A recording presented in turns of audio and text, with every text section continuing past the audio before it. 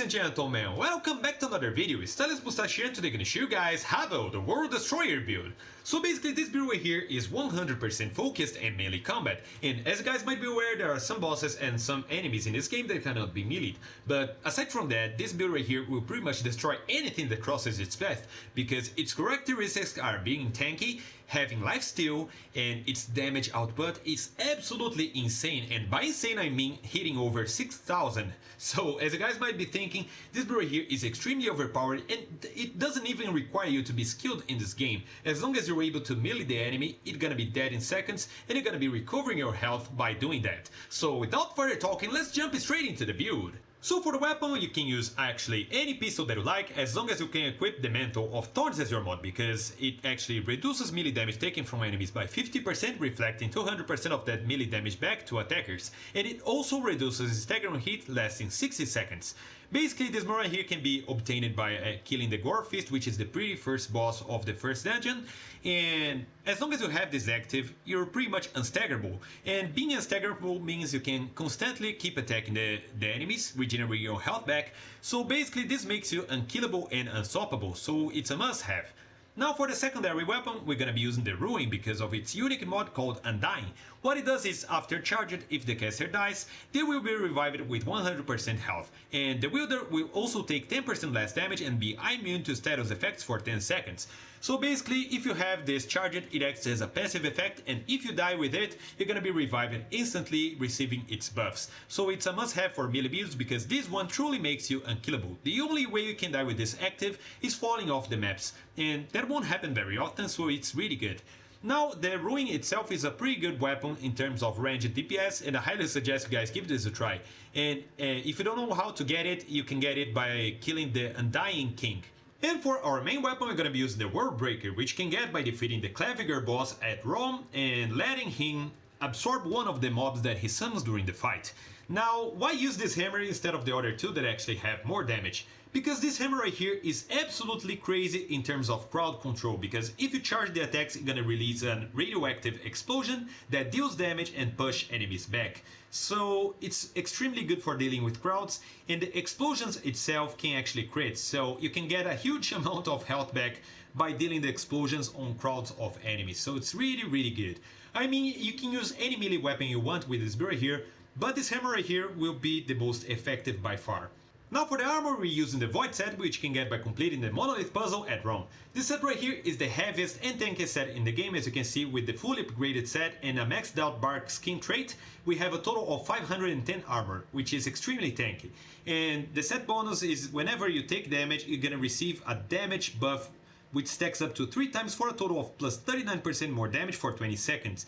And as long as you keep taking damage, you're gonna keep refreshing its duration. So this buff right here is very likely to remain active throughout the whole maps, because you're gonna take damage every now and then, refreshing its duration. So with this set right here, you pretty much have plus 39% more damage throughout the whole fights. It's really good. So for the Amulet, we're using the Butcher's Fetish, which increases your melee damage by 25% for 10 seconds after achieving a melee critical hit. This Amulet can be obtained at Corvus area or its dungeons, and it's really helpful for boss fights, because whenever you get that critical hit as you are attacking non-stop, you're gonna get 25% more damage for 10 seconds, so it really increases your DPS and it's very helpful.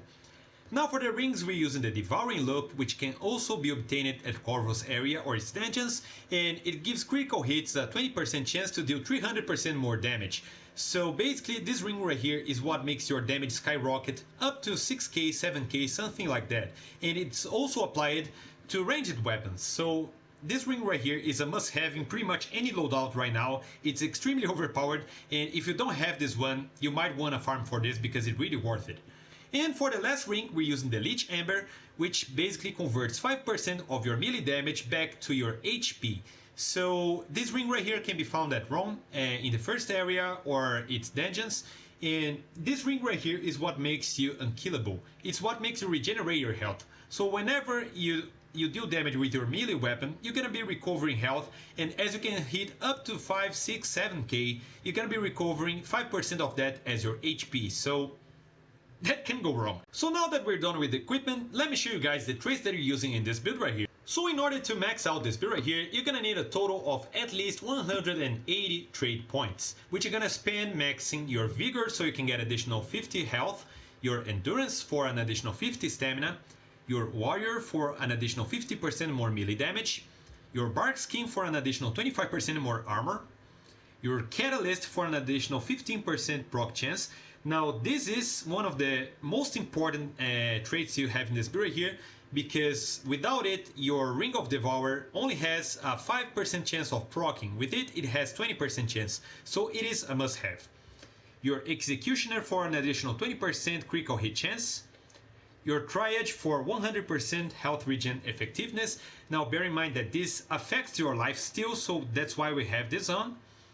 Your Rapid Strike for an additional 20% melee attack speed, your Kingslayer for an additional 50% critical hit damage, and that's pretty much it you need for your build.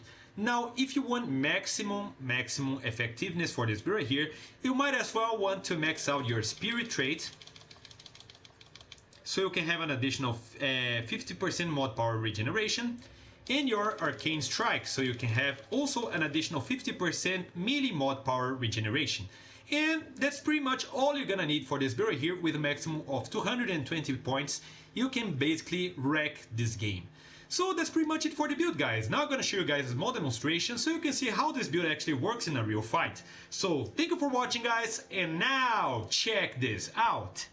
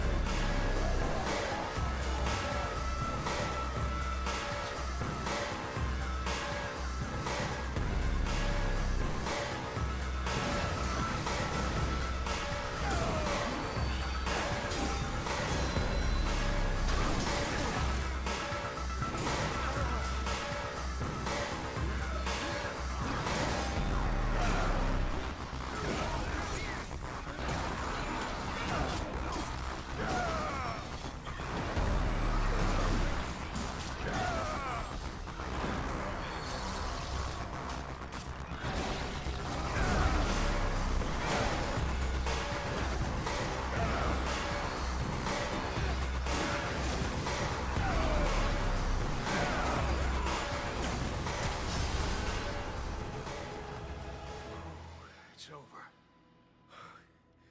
What? That was... Well, that was nuts.